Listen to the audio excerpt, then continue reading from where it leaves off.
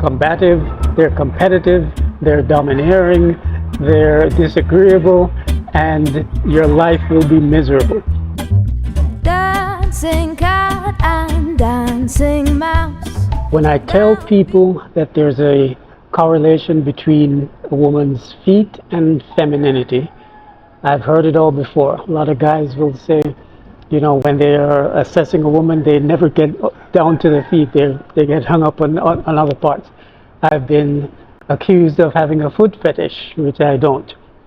But there is a correlation, and you can tell a lot about a woman by her feet. When my friends ask me what my type is, it's pretty simple.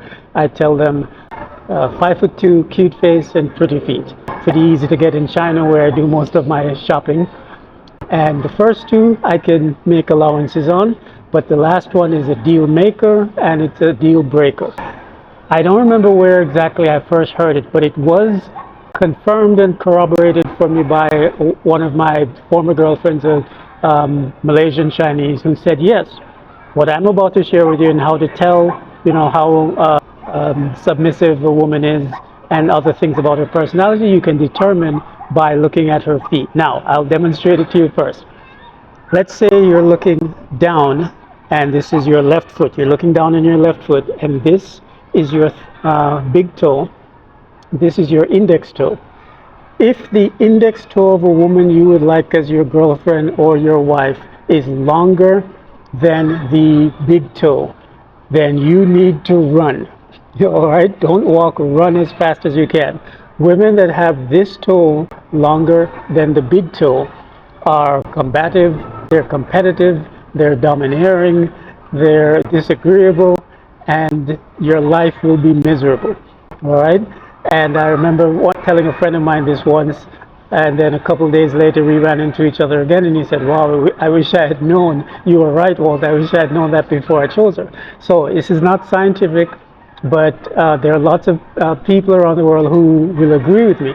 If you want to look it up, the physicians will refer to it as Morton's toe, and artists and philosophers will refer to it as aesthetically as a Greek foot. That's what you want to stay away from. All right, but there is a direct correlation between the woman's foot, and I don't mean the size necessarily, but a 5'2" woman shouldn't have a size, 8 foot.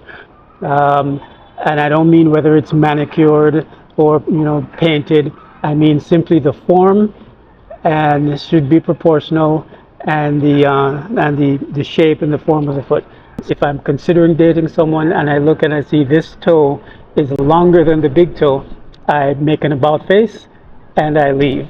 And the young ladies who I have dated have turned out to be just the type that I like. Now this may mean you have to face some harsh truths about your sisters or your mothers or your aunts or your current girlfriend or your current wife.